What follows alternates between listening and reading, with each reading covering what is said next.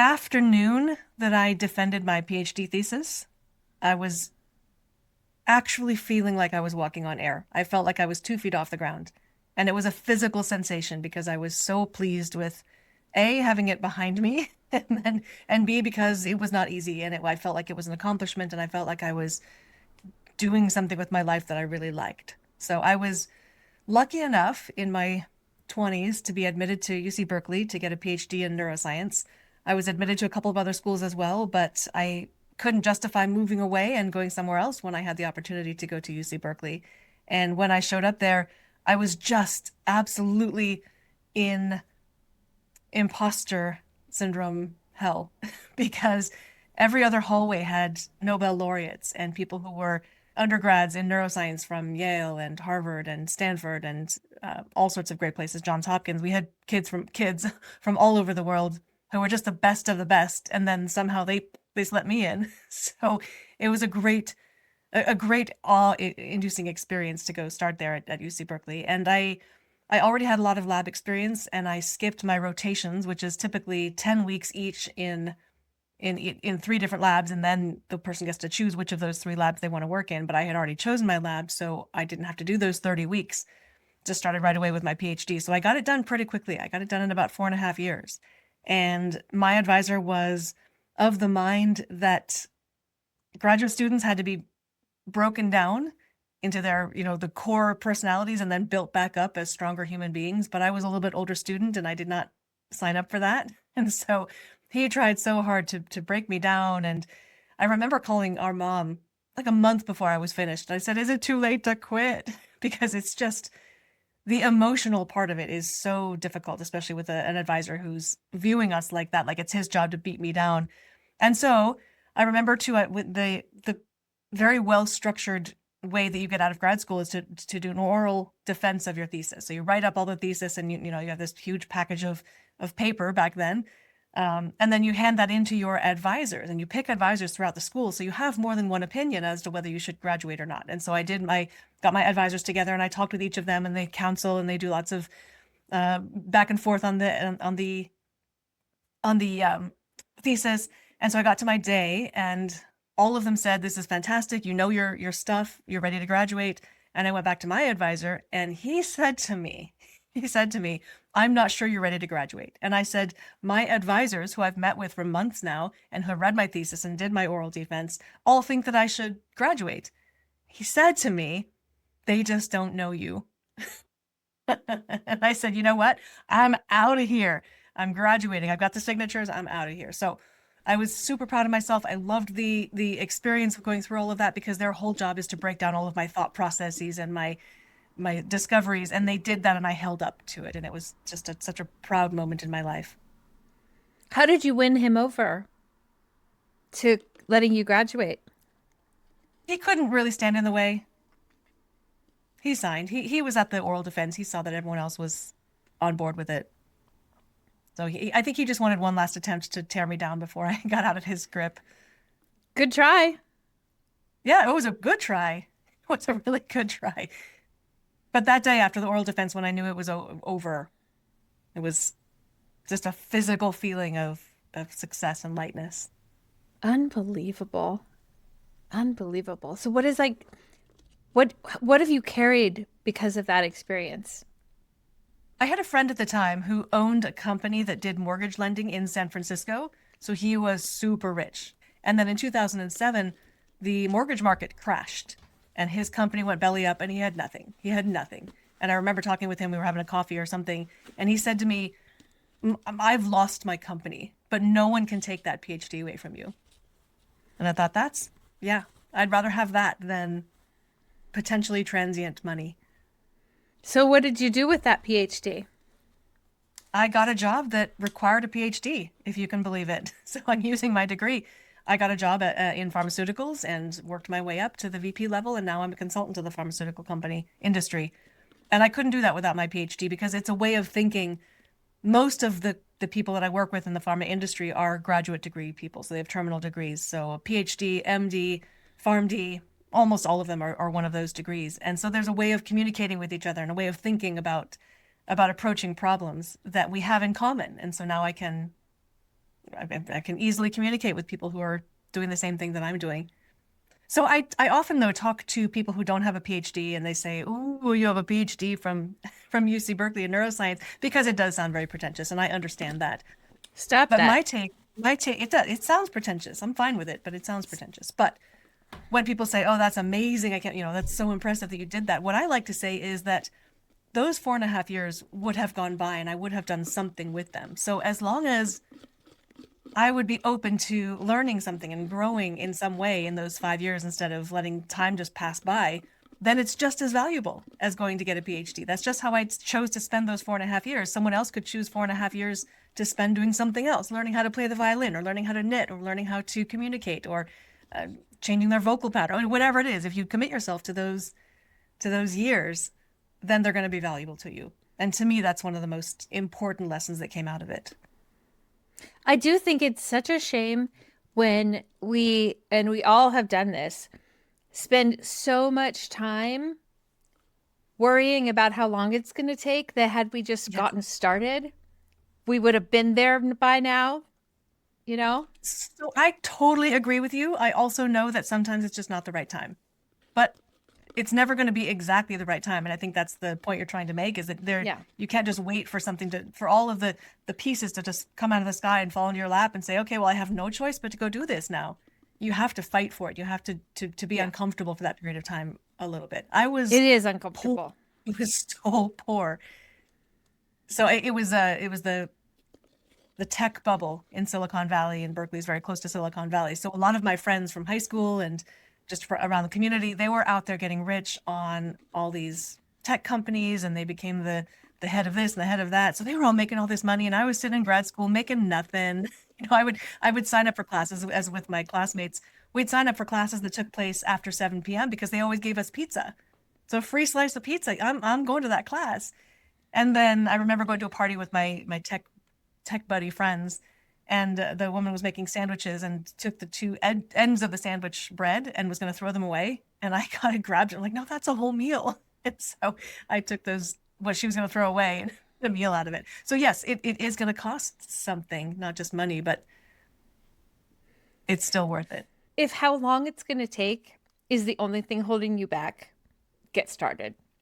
But I Agreed. think you make a really good point, and that is that sometimes some of the things that are the most worth doing and the hardest things to do take time and planning.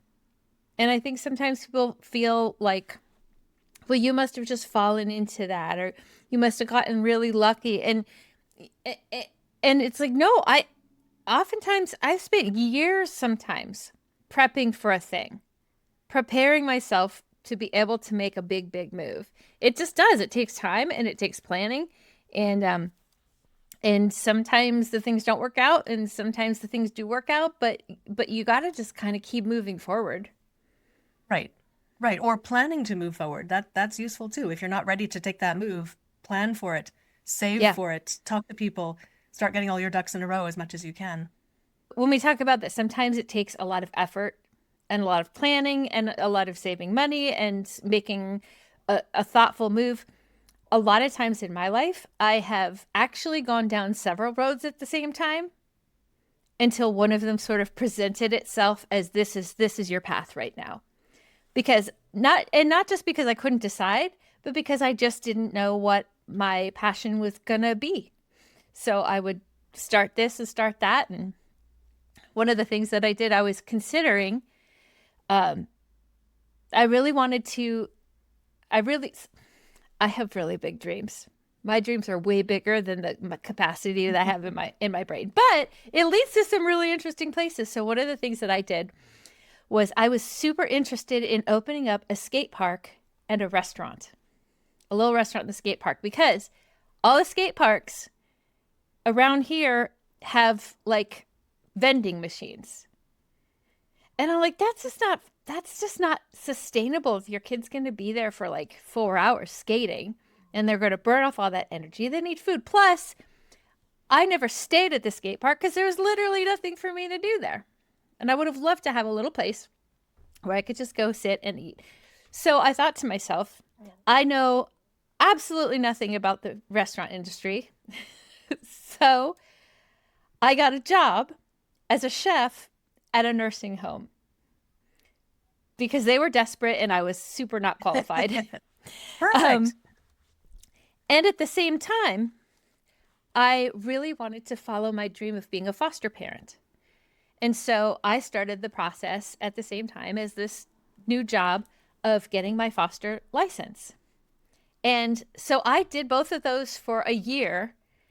And when my foster license finally came through and I was gifted my first foster kiddo, I took a maternity leave from the chef position. And then within about 2 or 3 months, and he was a newborn, just so, all night feedings. Within 2 or 3 months, it became very obvious to me that foster parenting was my direction. So I ended up quitting the job as a chef. But man, what a good time.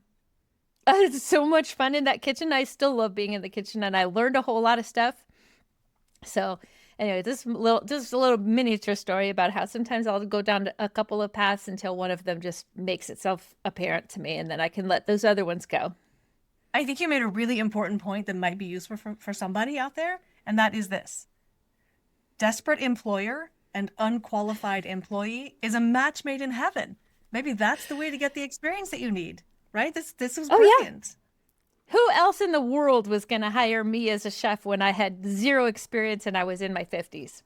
And serendipitously, 10 years later, about 8 years later, my mom moved from California to Minnesota, and we ended up having her live in the same assisted facility that I was cooking in. And some of the servers remembered me. And so now when I go and visit my mom, I get to stop and talk to the servers because they remember me from way back then. I love a beautiful full circle moment. So Yeah, tell me me too. another thing that in your life that you're very proud of. This I would also put in the category of it took a long time and a lot of preparation. I would say 4 years now, 3 or 4 years ago now, I really wanted to travel the country. I wanted to see the country. And I didn't just want to take a quick trip to a city and then spend 4 days there and then leave and not really fully immerse in what this country has to offer. So I thought, The U.S. The United States. Yes. Yeah, because this is a very big country and extremely diverse. I think in a similar way to countries in Europe where they're super close together and they're united in their ability to communicate and their currency and transportation systems, but also very, very unique in each own country. And the States are kind of like that, where we can travel pretty easily from one to the next. Same currency, but even the language, even though English is the language here, we don't talk the same in the Midwest that they do on the coast and that they do on the South. It's just, or up in the Northeast. It's just so each state has its own personality. So I wanted to immerse myself in the country, in the United States. So I decided that I would move out of my house, sell the house. I bought an RV. And I traveled the country with my disabled son, who was 5 at the time, and my daughter, who was 18 at the time. And we traveled the country for 9 months in an RV. So we're from Minnesota. We headed out in September, and then we traveled for 9 months, got back in, I don't know, May and June, somewhere in there. But it took a whole entire year to plan this trip.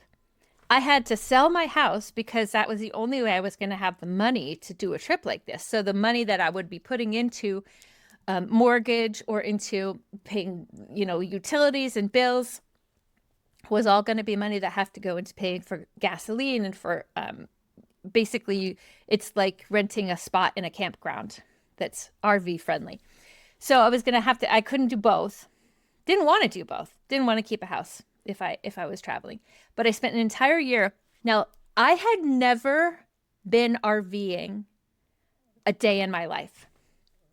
Never stepped foot in an RV my whole entire life and decided I was going to do this. So I spent a year following YouTubers every single night before bed. That's what I did. I laid in my bed and I watched YouTube videos on RVing, and I learned everything top to bottom that I could possibly learn from YouTubing. And then before I actually took the plunge, I went to RV boot camp that was being offered by one of the big RV campsite hosts down in Texas. So my daughter and I, because she was going to be traveling, taking this trip with me, she and I flew down to Texas and we did this like 3-day RV boot camp where we learned everything about how to care for the equipment, learned about electrical, learned about where I would have to go if I wanted to, if I had repairs that needed to be made. We even learned about things like if you wanted to make this a really long-term lifestyle, about how you can domicile in a couple of different states that allow you still to travel. A lot of the states, you can't travel outside of the state for more than like 30 days before you suddenly lose access to your connection to that state. You have to physically be in the state every 30 days. So I learned about all of those things. And then I did it. And the three of us just took off. We went from Minnesota, traveled across the northern states. Then we went down through Montana and Utah, and made our way to California where my parents lived. Spent 2 months in California near my parents, kind of tooling around up Northern California there, and then went back down to San Diego, over to Vegas, back, and then we went across all of the southern states from San Diego clear all the way to the Florida Keys. And the Florida Keys was like bucket list highlight of everything I wanted to do.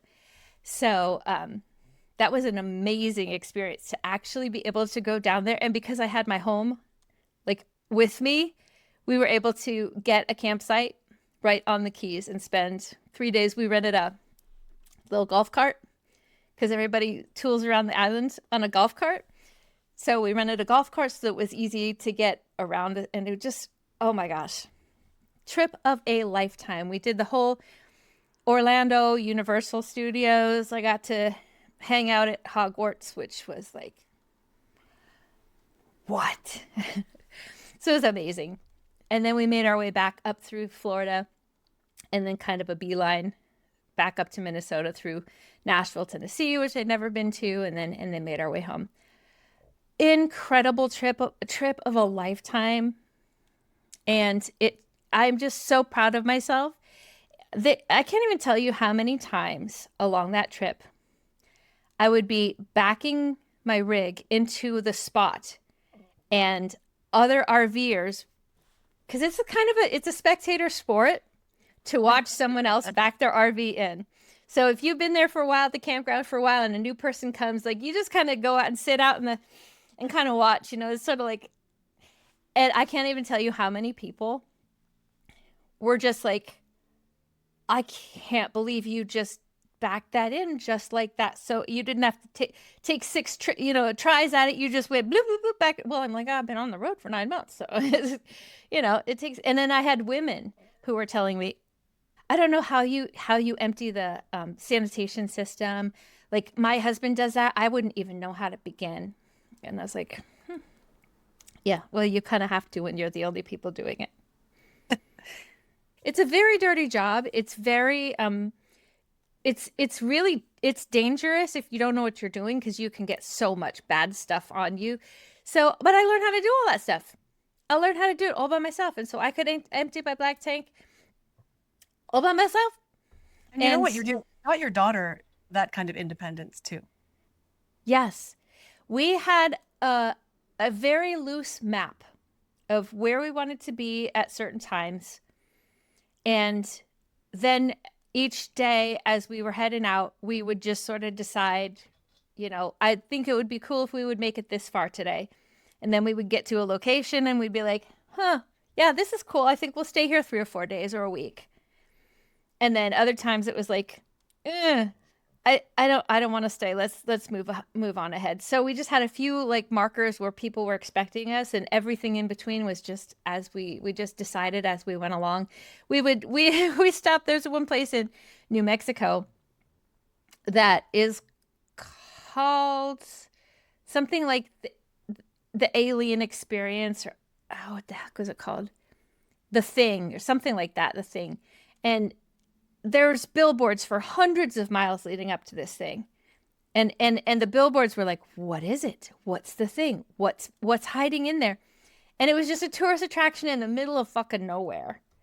And we got out, we're like, we're gonna go do this thing. And so we do, and it was like this, the people had made this whole entire story up of how aliens had come, and on the walls were all of these stories about the aliens who had come and how they had interacted with the human beings. It was totally tongue in cheek. It wasn't trying to be serious at all. But they had a really nice like wax figures of like aliens and stuff. It was just goofy and fun and stupid. And it took us about an hour, and it was right in the middle of a travel day. And we're like, when else in the world are you ever gonna just get to see weird stuff like that other people thought to put time and energy into? So anyway, Roadside attractions are amazing, but they're so far apart. That's the they difficult. are. And if you are on a really long travel day, it's really hard to get motivated to stop and spend that kind of time. We Yeah. limited our travel days to 4 hours. There were exceptions. Obviously, there were a few times when we really just had to kind of push and get through a longer than a 4 hour day, but we really tried to keep most of our travel days to 3 to 4 hours, which is a perfect amount of time we could sleep in, get out just in time for checkout, travel 3 4 hours, and still be to our next location before the sun went down. Have enough time to kind of hook everything up, and even sometimes then tool around the town and see what was there. So it was just an incredible experience, and it is the reason why it's one of the things I'm so proud about, is because it's not an easy thing to do. It's a scary, scary thing to sell your security, to sell the house, to buy an RV, never having ever been RVing in my entire life, and not knowing the customs of all of the places that we were going to be. Because, yeah, it's the United States, but also states have different expectations. And to just be willing to go out and be like, I'm just going to go in there and eat the food and meet the people and see the sights and do all the things. I'm really proud of myself that I was able to pull that off. And if I had all the money in the world, I would just go do that. And actually, it wasn't even about money. It is an affordable activity if you also aren't having to pay for a house or an apartment. You can actually afford to do this if you have a remote job. The reason that I didn't continue is because my son was aging from the preschool fours into kindergarten. So we traveled during his preschool fours year. But in kindergarten, I didn't want him to miss out on the social opportunities and the learning. So he got to experience so many things that most Americans never get to experience, much less children, much less disabled children. I mean, this kid got to like, he got to swim on the East Coast, the West Coast, and in the Gulf of Mexico. So even though he had a lot of learning that he did along that trip, it was also time for him to come and do some more formal learning in the kindergarten setting with peers and friends. And so I decided it was time to come back and settle. But let me tell you what, the minute he turns 18, we going back out again. What would you take as your top 2 learnings about life? The very tippity top learning about life is that there is only one life. I get only one. Please like and subscribe and comment. We would love to hear what you think that we should be talking about. There is only one life. I get only one. And I could spend my whole entire life wishing that I could go do X, Y, and Z, or I could get off my ass and learn how and save the money and make the tough decisions that I need to make, and then just go do it. Um, and I'm not even going to say that that's from a place of privilege, because the thing that we did was inherently not that unaffordable. It was actually quite affordable. There are quite a lot of people on the road who really don't have much money at all, because you can do it that way. There's a ton of places that you can stay that are free. So you're basically paying for gas. And if you decide to just hole up in one of those places for a couple of months at a time, you're really only talking about food and maybe electric. So it's not even a place of privilege as far as money goes. Maybe it's a place of privilege as far as I had access to the ability to learn how to do what I needed to learn how to do. So number one learning is don't let life pass you by, because you only get the one. I completely agree. I think it's easy to look at sort of anchors in our life and say that those are reasons not to do something like this, like having a kid in school. It's really hard to just pick up and go somewhere else when you have a kid in school. There are options like homeschooling and online learning. But yeah, I can imagine some people are saying, no, I can't because of blah, blah, blah. And what you're saying is you can still work toward that. Yes. And I think maybe reframing it from I can't because into I'm choosing right now not to because means that you get to choose that. And that doesn't make it the wrong choice. If you're choosing in the moment, like for me, I chose in the moment after the trip to stay for the sake of my child, and it was the right choice. But I don't say, well, I couldn't keep going because I had to get him in school, because like you said, there's a lot of options.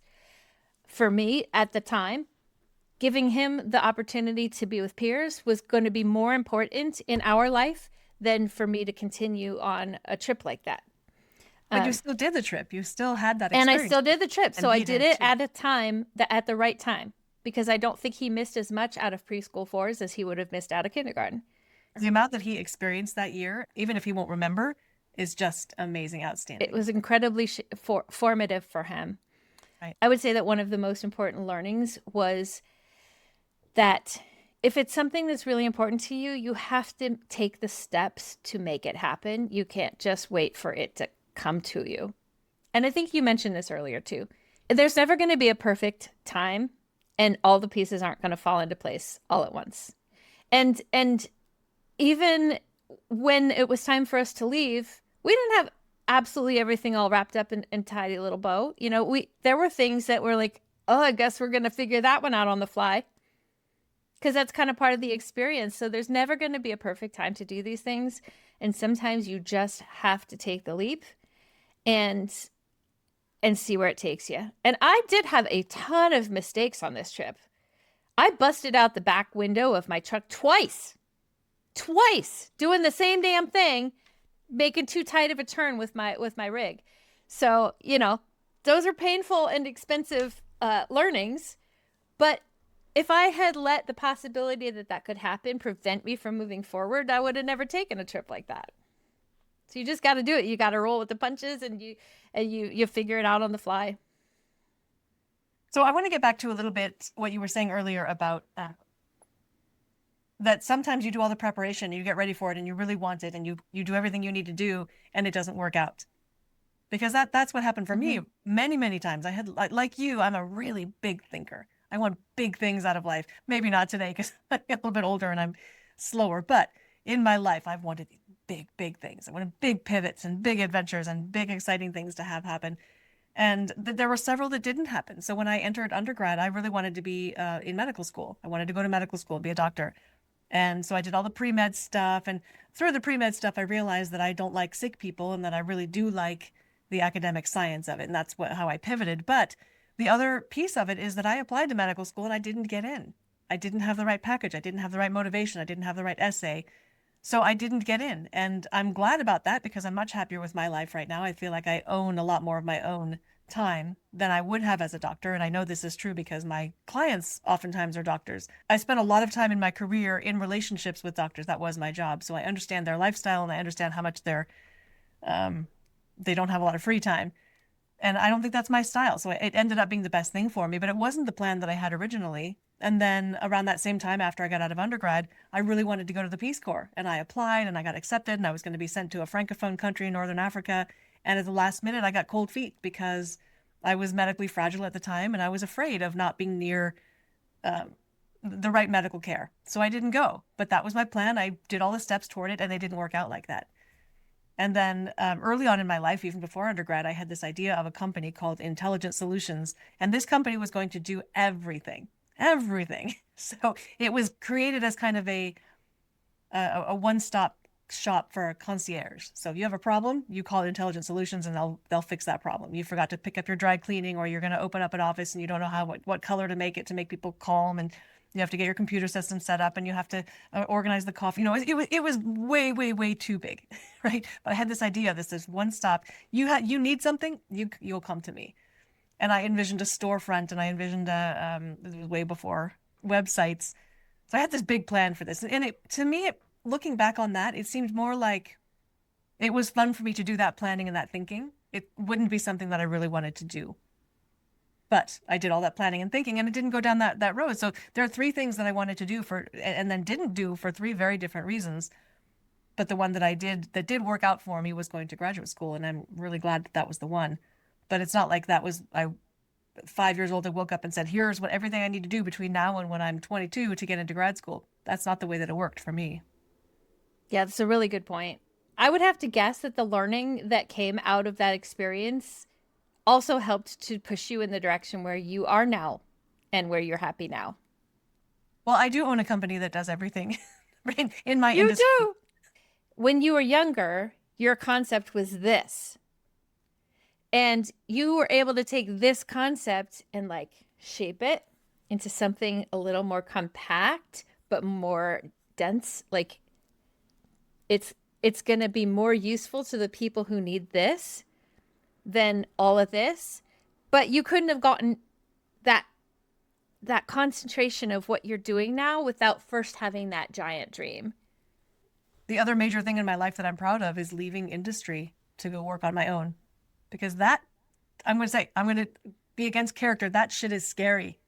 I'll give you the short version. When I was in the pharmaceutical industry and I worked my way up, and I'm going to give you the long version, let's be honest. Like, when I first started, I thought, okay, I want to be a director level in the pharmaceutical industry. And once I get to the director level, I'll be happy. I can retire. I'll do that for years and I'll retire. I'll be happy with that.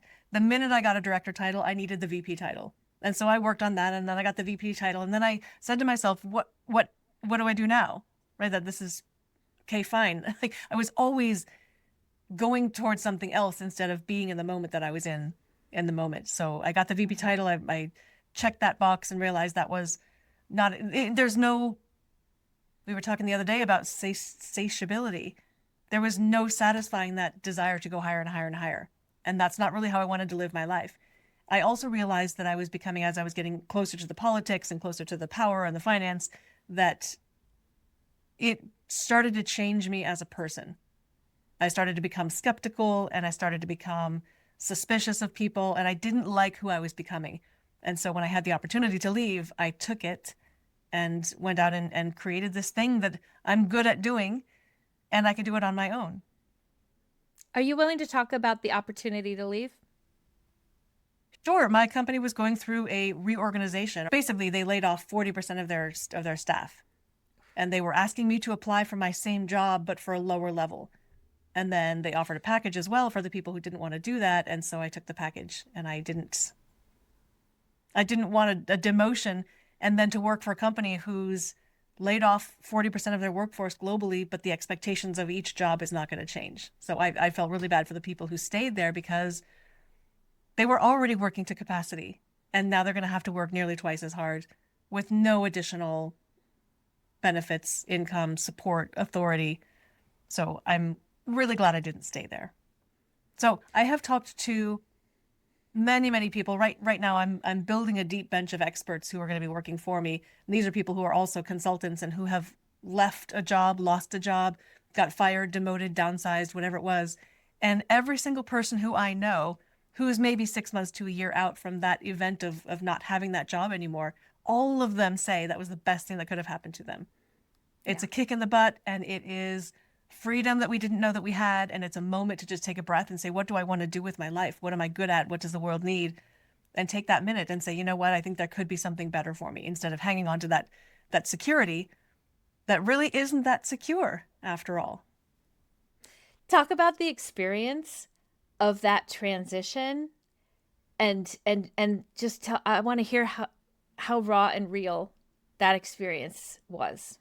There's no way to get around that initial feeling of they don't want me here anymore, because it feels very personal, and it feels very directed, and very much like an attack or a rejection. I had a team of people who I absolutely adored, and they really liked me as well. They're very supportive, always had great feedback. And then when I left, they just kept going on with their lives at this company. And I was kind of hurt by that initially. And I logically knew that that was ridiculous, and these are great people, and they have to go to work and work hard every day, and they have to continue on the projects that I started without me. But that initial hurt was real. And I tried so hard to not have that, but that's what I felt. And then as I grew from that and realized, exactly as I just said, that life is going to go on, companies have no loyalty to people really at all, while they do expect loyalty back. That's not the environment that I want to be in. So I feel like it was a bit of an awakening after that first couple of weeks of what it really is like to work for somebody else in a corporation, in a system that is capitalistic but also uncontrolled wealth hoarding. So it's been an awakening for me on that. That's companies will take, and then they expect the employees to give.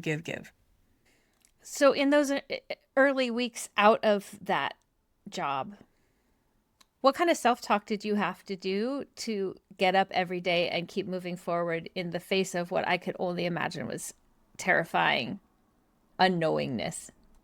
I think I was extremely privileged because I got a package, which is great. It gives me a couple months to think about what to do. And they gave me a ton of support to look for another job with another company, which I took, of course, because it's free support. I got offered a couple of jobs and just decided not to take those. In that period of time, I ideated this company, and the excitement of doing something new and fresh and taking that idea of intelligent solutions when I was a kid and forming it into something that would actually be useful, as you say, this focused idea. The excitement and novelty of it is what kept me going. Would your company happen to be titled LMA? Yes, I keep thinking of covering this up with something for our podcast, but yes, it's called Leaders in Medical Affairs. It's at lmamap.com. So you have also not, other than the chef job that you had, you haven't worked for an organization in a while. Can you talk to me about that? Yeah, I also had a similar experience where I did all my education, and mine was in the religious field. So I went to the seminary, I became a pastor. I became a pastor in 1999 when there were still very few women pastors.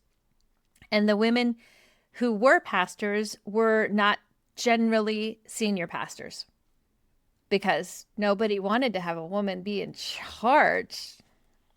So a lot of the women who were pastors were either solo pastors in really rural settings, or if they were in a city, they were like associate pastors underneath a senior pastor. Or youth So pastor? that's how, or youth pastor. Yeah, lots of youth pastors. So I got hired. My first pastor position was the third of three.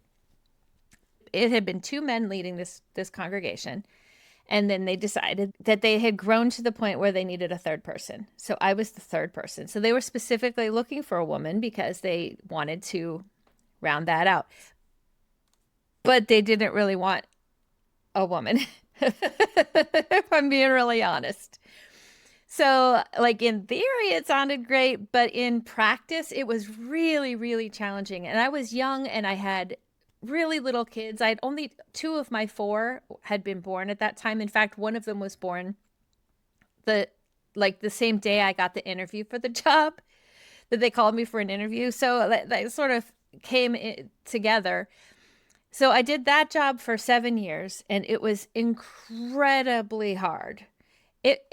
And I won't go into too much details, but I actually ended up taking a leave for depression for about 4 or 5 months because it was just so toxic and I could feel it in my body in every kind of way. And I was starting to grow up to a point where the toxicity that I was used to was just not sustainable anymore. I had to get out of it. I had to get out of that toxicity. So I went to another congregation and then I served there for 5 years. So I was in ministry for 12 years. And at the end of that 5 years, I actually really enjoyed the call when I first got there. And then the senior pastor left. And they didn't even offer me the opportunity to interview for it, the senior pastor position.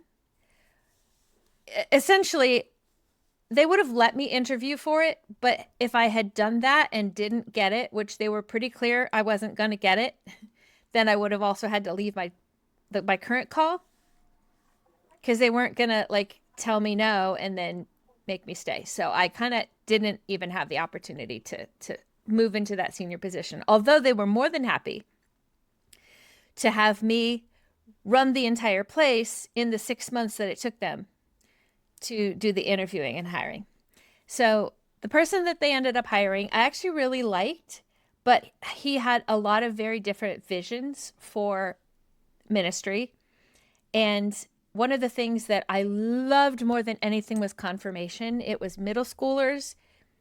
They are still innocent, like children, where everything is fresh and new, but they're also starting to become like teenagers. So they're also starting to see that the world doesn't completely revolve around them and that there are things happening in the world outside of themselves. It's just the most amazing age group. So I loved confirmation, and I had built this incredible confirmation program. And my oldest son was a year away from getting confirmed. My youngest son was just entering into the confirmation program. And the new senior pastor decided to switch it all up and take the whole confirmation program into a completely different direction. So I was the teacher. I got to sit in a room with all of those kids every week, and we just had a blast, and we learned things, and we had fun, and it was just it was building relationships. And he took it and turned it into like all the kids come into the church and sit and watch us teach, and there's no interaction, there's no relationship building. He just completely demolished my program to make something new. And I was so devastated by the end of that year. And also it was my first kids last year in my program, and it had gotten taken away from me. So that was like the last straw for me. And there were so many other things. My theology had shifted and my faith had shifted so dramatically that I just could no longer preach what the church wanted me to preach with integrity, because there were enough things about religion that I no longer believed in. So I had to go. Like, it was just time to go. And I had this really horrible meeting that the senior pastor and the president of the congregation had called a meeting with the two of them and me. And we sat down, and it was right before I was going to take a week-long vacation. And they sat down and they were like, what the fuck is going on with you? Because you're not here. Like, you're not present with us. And we're really worried. It was a devastating meeting, and we were all in tears. And I left, and I spent that whole entire week of my vacation just processing. Like, I just came to the conclusion I can't do this anymore. I cannot stay in this job. And I had no idea what to do, because pastors are uniquely qualified to do that one and only thing. So if you are educated to be a pastor and choose not to be a pastor anymore, there are so few options for what you can take that education and experience and do with it. So I made the decision to leave, and I had no idea what I was going to do next. I knew I wasn't going to interview for more positions because I couldn't do it anymore. It wasn't that job. It was the job. So I started a business that was in publishing, which is one of the other few things that people who are former pastors can do, which is write. So I wrote worship resources for congregations and sold it to congregations um, that wanted a slightly more progressive leaning, because there really wasn't that much out there at the time. The church as a whole was terrified of me. They hated it because they had no control over what I was going to say. And I wasn't saying anything controversial. They just didn't like that they didn't have control over it. But I ended up selling that business and starting something new. During the period of time when I had already told the congregation I was going to be leaving, but I had not yet left, I remember going into Panera, which is like a little bakery cafe restaurant. And I loved eating at Panera, but it was expensive for what it was. And I remember thinking to myself, this might be the last time I can ever afford to eat at Panera again. So I'm going to enjoy it. And I never was not able to go to Panera. Even during those first few months when I was like, holy shit, how am I going to pay my bills? It worked out. It worked itself out. It was terrifying and scary. And there were a lot of nights I ate ramen for dinner. But now, oh my God, I can't even imagine still being back in that world. And like you said, with your corporate world, organized religion is just as toxic as big corporations. It really just is. Way to lay it down. Yeah. So I'm not sad about having moved on. I miss the people. That was probably the worst thing. Like you just said with your people, like how can they just move on without me? Like they just hired a brand new pastor in and it just like that was the new Kimberly. And I was like, but they're not me. I'm only me. So there were a lot of big feelings about making a move like that. And I think that you have to acknowledge that some of the days are really going to suck. And some of the days are really going to be terrifying. And at the same time, I'm still going to go to bed at night and I'm going to still wake up in the morning and keep breathing and keep moving forward. And I have clothing and I have food. And somehow that drive to make it happen makes it happen. And some days you get up in the morning and you don't want to do anything. You don't want to do anything related to the work, the business, the growth. And that's going to happen. Yeah. It's going to happen. But it happens when you're working for a company as well or a church. There are days you just don't want to go to that job. Yeah. It's the same thing. And if those days that you don't want to go to the job is every day, you might want to listen to your body telling you that maybe that's not the right place for you. And maybe it's not the right place at all. When I left my last company, at least 6 or 7 of my friends went off on mental health leave. And this is Canada. Yeah. It wasn't common in my industry to go on mental health leave. And it was a bunch of people, a bunch. So something was definitely not right in that organization. I think we were both really fortunate that we had the opportunity to see how toxic it was and to make the decision to do something else. And a lot of the work that you and I had done in not only in building up our skill sets, but also in the inner work that it takes to be able to just jump off and do a big move like that. We had to work for that. It didn't just happen. But I think that we were really lucky in the sense that we could see it for what it was and make a choice to do something else. I do think that there's great validity in continuing in your field, jumping off of one toxic job into another job that might not be as toxic is still a really good move. Yes. It's still a better move. We were both lucky enough to have the resources and the experience where we could start our own thing. Not everybody is going to be in that place yet. And I couldn't have done that in my 20s or 30s. No, me too. So it took a lot of work to get to that point. And I have a lot of friends that have chosen not to take that route and are working for corporations, and their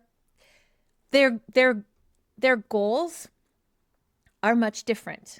Their goals are financial security, and they're willing to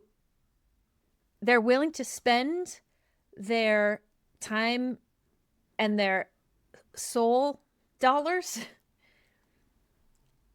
in exchange for the financial security. And my goal was never going to be that. So I am not financially secure in that sense. I don't have a great big retirement plan. I have enough that I'll be okay for a little while, but the retirement money was not worth my soul dollars to me. So my goal was different, which is why I chose to do something else. I chose to work for myself, even at the expense of not having a huge retirement plan. Right? I mean, the money is a big part of it. It's I remember when I first went out on my own, of course, I'm not going to count on money. A lot of new businesses fail, and they always tell you you have to work for 3 months before you see your first dollar and all of this. And so I sat down with my kids and I said, we're going to really tighten our belts. Like, no more huge Christmases, and we're not going to be able to travel, and we're not going to get a new deck, even though it's falling apart. All of these discussions and all the different ways we would start to save money. And we did that. And those habits are still there today. I think we realized, the three of us, that we don't need as much as we thought we did when the money was a little bit easier to find. Even though we're fine now, we still don't just spend on things that we don't really need. And I think that was a really good change for me. You make a really good point there, which is that when you make big moves like you and I made, it also comes with some sacrifices. Like, Right. in order to have the freedom to choose how I want to spend my day, I have to give up the big retirement plan, and I'm okay with that. And it's not that I don't plan, and it's not that I'm not looking forward. It's not that I'm ignoring that part.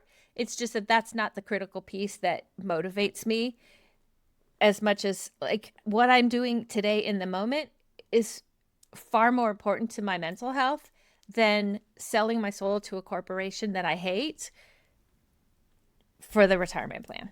It's a matter of choosing which of those things are critically important to you and which of those things you're willing to give up, not happily, not comfortably.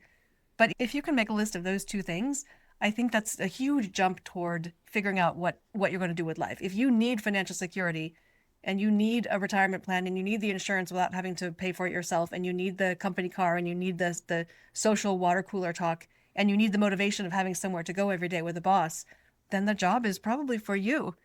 But if like me, you invest so much of your soul into trying to make that company the best it can be and make your team the best it can be, the most mentally healthy and the most productive and the least conflict ridden and the most efficient, and really trying to accomplish things that, well, for me, that I was educated to go and accomplish, and find out that there's a bit of a toxicity in there, or that the system is not designed correctly for that.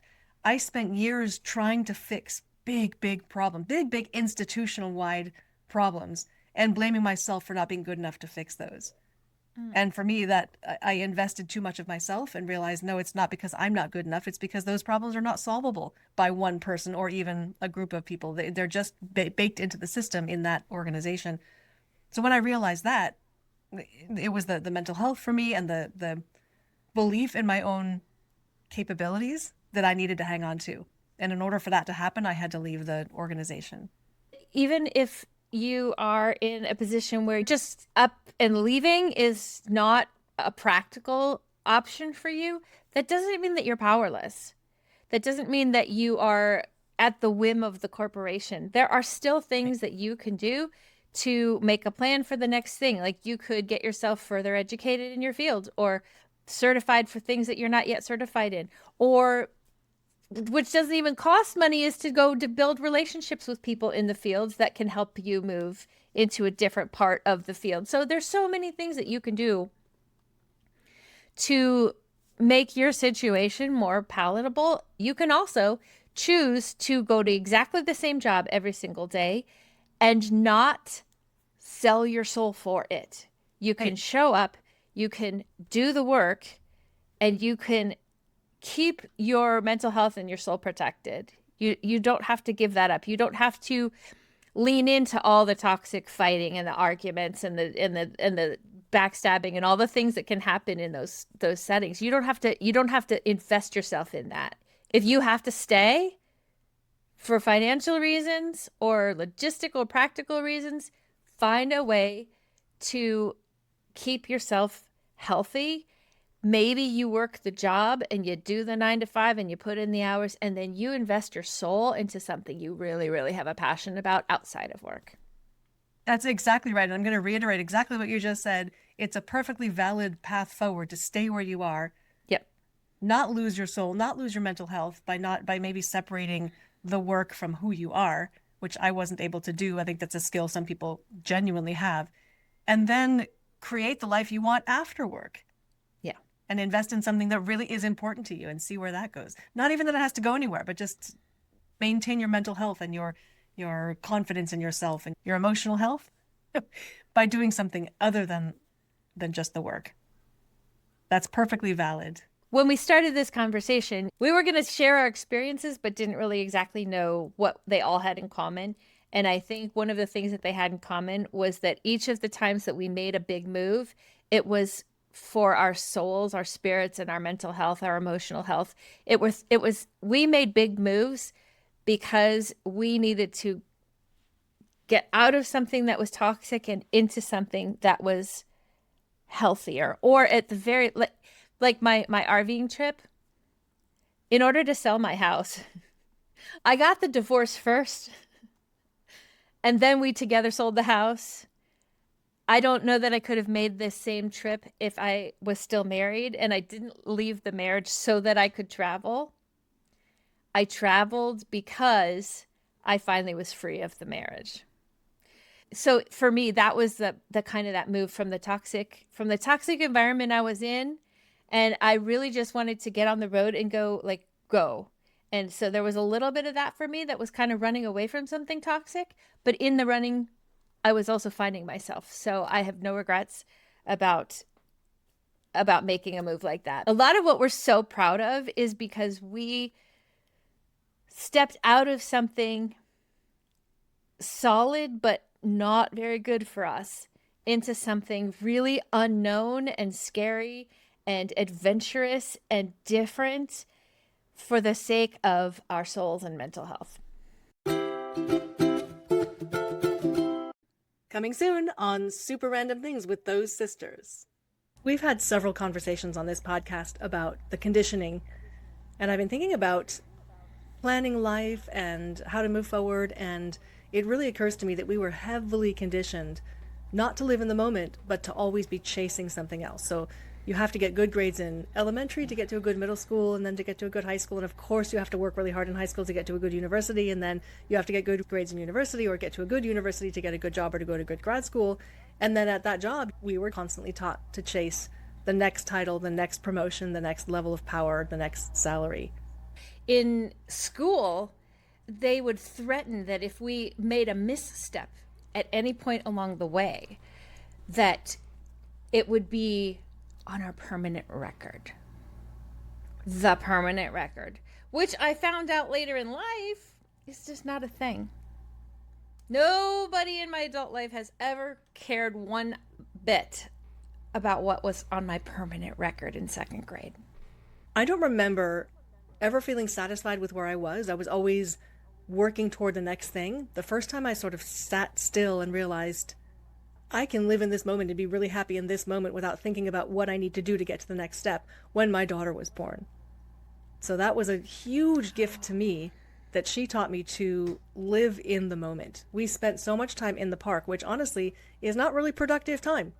And I realized not having productive time in the park was amazing and necessary and healthy for me and for her. And in one real sense, it was very productive. It just wasn't producing right for the world. It was productive in that it cemented a relationship that you had with her, and it was helping her to gain skills that she was going to need later in life. And so all of those good things, they're just not as measurable, or we tend not to measure those kinds of things. But even that non-productive time was at least useful, even if it wasn't producing. It was useful and healthy. There's another stark example I have of how my view of the world was always next, next, next, next, or always trying to do something else. And that is, I've had a video game buddy for most of my adult life. And when free range video games, when you could just explore the world and then you have some missions to do, but you could just explore the world, you could take that car, you can go visit this building, whatever. When those video games came out, we had a very different approach to how we liked those games. So this friend of mine liked to run around and try to find things and see what's under that bridge. It would drive me crazy. Like, you're not advancing toward 100%. What are you doing? You're wasting so much time looking under that bridge. Go get the mission. And I realize now, looking back, it was a conditioning that I had, that we had to be moving toward 100% or we're wasting time. And I don't live like that anymore. Mm-hmm. Hey, Aslu, do you like your mom's content? I do. Do you like it, Kiwi? I really do. I like my mom's content. It's amazing. Hey, like and subscribe, please. Like and subscribe.